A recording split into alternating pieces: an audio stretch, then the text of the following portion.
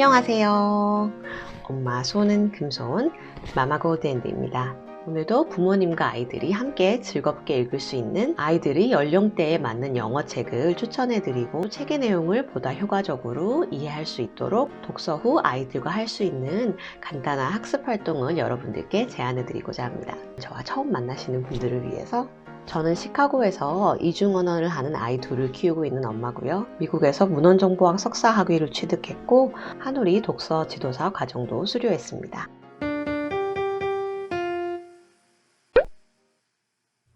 오늘은 일반적인 영어책의 카테고리에서는 약간 벗어나는 책이라고 할 수 있죠. Carson Ellis 작가가 쓴 Do Is Talk을 가지고 왔습니다. 아름다운 날개를 가진 한 쌍의 벌레가 뾰로롱 올라오는 새싹을 보고 있어요. Do is talk. 근데 이건 무슨 언어인가요? 영어는 아닌 것 같기도 하고 Do is talk? 제대로 발음한 게 맞을까요? 여러분이 이렇게 고민을 하셨다면 작가가 의도한 대로 책을 제대로 읽고 계신 게 맞으세요. 이 책에 사용되는 언어는 작가가 만들어낸 창작 언어인데요. Do is talk의 뜻은 What is that? 이라고 작가가 책에서 밝히고 있습니다.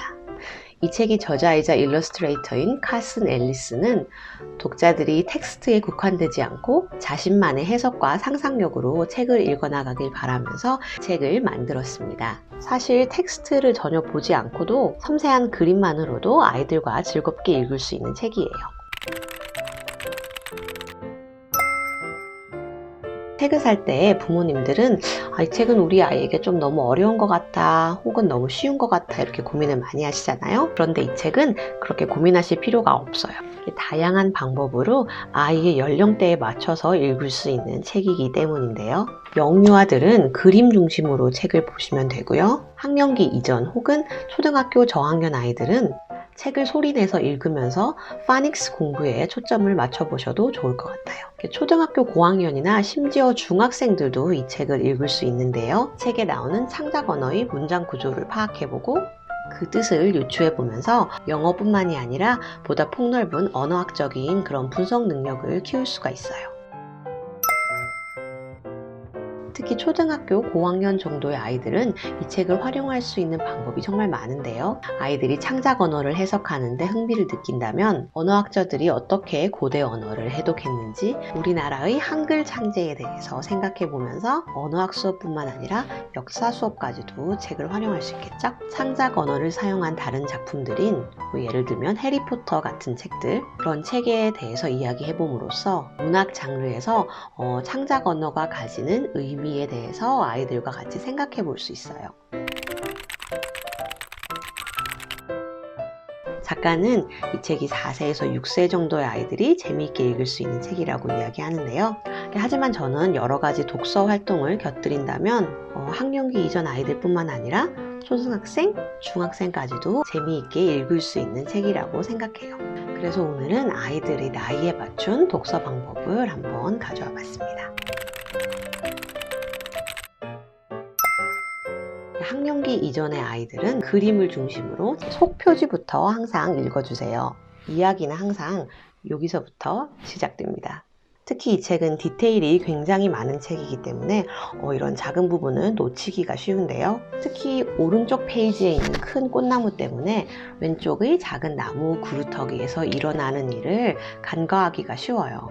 각각 페이지에서 일어나는 작은 디테일들 그리고 다양한 곤충들을 짚어주시면서 아이들과 읽어보시면 참 좋을 것 같아요. 아이가 초등학교 저학년이라면 소리내서 읽어보는 것에 중점을 맞춰서 독서 활동을 해봅니다. 어차피 이건 창작 언어이기 때문에 맞고 틀린 거는 없어 라고 아이들에게 이야기를 해주셔서 틀리기 싫어하는 우리 아이들의 부담을 조금 줄여주시고요. 너라면 이 단어는 어떻게 읽을 것 같아? 라고 유도하면서 아이들이 파닉스 공부에 적극적으로 참여할 수 있게 도와줍니다. 초등학교 저학년들은 이 책에 나오는 언어를 모두 다 이해할 수는 없지만 몇몇 개의 반복되는 단어들은 이 그림을 보면서 그 뜻을 유추해 볼 수가 있어요. 아이들이 즐거운 놀이처럼 이 단어들의 뜻을 자유롭게 유추해 볼 수 있도록 도와주세요. 그리고 책의 내용 파악이 끝난 다음에는 이 곤충들 중에서 도움을 주는 캐릭터가 누구인지, 계절의 변화가 곤충들의 생활에 어떠한 영향을 주는지에 대해서도 이야기해 봄으로써 책의 내용을 다시 한 번 더 정리할 수 있습니다. 초등학교 고학년이 되면 이 책에 나오는 단어들을 사용해서 단어장을 만들어 보시는 걸 추천해 드려요. 작가가 밝혔듯이 do is 닭은 what is that이에요. 그러면 여기서 do는 what을 의미하는 거고 is는 동사, 닭은 주어구나. 이런 식으로 이 책에 등장하는 다른 문장들도 어렵지 않게 분석해 볼 수가 있어요. 이 책의 창작 언어는 문장 구조가 단순하고 또 반복되는 단어가 많기 때문에 어렵지 않게 유추가 가능해요. 아이들이 문자 해석하는 데 흥미를 느낀다면 이런 해석을 전문으로 하는 언어학이나 고고학과 같은 학문에 대해서 아이들과 이야기해 볼 수 있어요. 또 이 책의 창작어가 영어와 구조가 비슷한데 또 영어와 문장 구조가 비슷한 언어들은 어떤 언어들이 있을까? 왜 어떤 언어들은 문장 구조가 비슷하고 또 어떤 언어들은 문장 구조가 다를까? 여기에 대해서 생각해 보게 함으로써 자연스럽게 어족, 어파와 같은 약간 생소하고 어려울 수도 있는 개념을 아이들이 이해하기 쉽도록 소개해 줄 수가 있고요. 이집트의 상형 문자, 한글의 창제 등의 주제를 가지고 역사 수업이나 독서 활동으로도 확장해 볼 수 있어요. 자, 오늘은 이 복잡하면서도 아주 단순한 책, 이 생각해 볼 거리가 아주 많은 책인 Do is Tag을 여러분들께 소개해 드렸습니다. 궁금하신 점이나 코멘트 있으시면 댓글로 달아주시고요. 저는 다음 시간에도 부모님과 아이들이 함께 즐겁게 읽을 수 있는 책을 가지고 돌아오도록 하겠습니다. 아이들과 함께 책을 읽으면서 오늘도 즐거운 하루 보내시길 바랍니다. 감사합니다.